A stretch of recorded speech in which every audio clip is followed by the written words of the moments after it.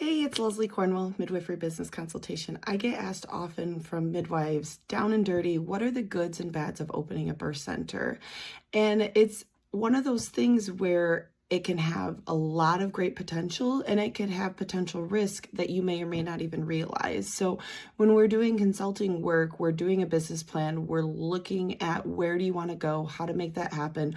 What are the strengths? What are the potential pitfalls? What are those things you got to be careful of? So the obvious strengths are improved outcomes for moms and babies. It's that balance between home. It's the balance between hospital. There's a lot of families looking for the best of both worlds. Across the country, more and more birth centers are opening. Insurance reimbursement with out-of-hospital services, telehealth has gotten a lot easier post-COVID. Reimbursement, there's a lot of billers that are getting more expertise in midwifery and advocating for reimbursement.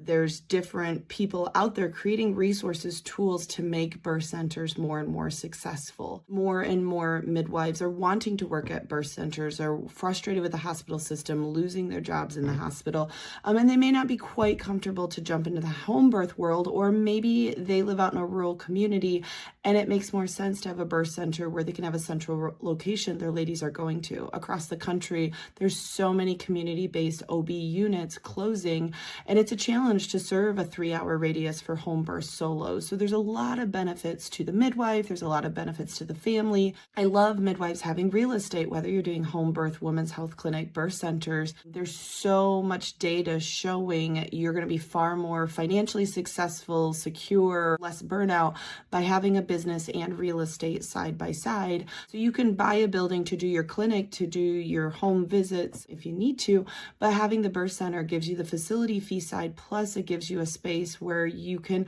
grow and have like-minded practitioners, chiropractors, acupuncturists, massage therapists, doulas, lactation consultants, all under one roof, where you could have a community center and you could have a bigger impact, where instead of everybody's kind of scattered doing their own thing. So I want to get more and more alternative practitioners joining forces to create these beautiful birth center community centers all over the country. The downside, the bigger you are, you have a door up, the hospital systems get a little more threatened. Sometimes the regulations are a little harder in your state to open a birth center versus a home birth practice versus working as a midwife for a hospital. So you really need to know intimately your state regulations for birth centers and midwives.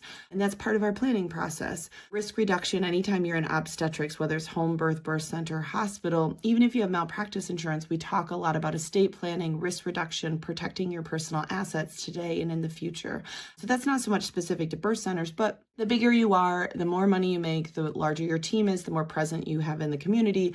It does put, just with that volume and that exposure, a little higher risk than like a home birth practice. Burnout is a little bit lower with birth centers if you structure it correctly, compared to little more risk reduction of burnout with birth centers than it is with home birth practices, because you can have a concrete team, you can have multiple people in labor, you can have a rotation where a lot of people don't have to be on call compared to a home birth or a multiple birth setting practice. So there's so many benefits, there's so many things to consider with any midwifery practice, and we would love to help you figure out what makes the most sense for you to start.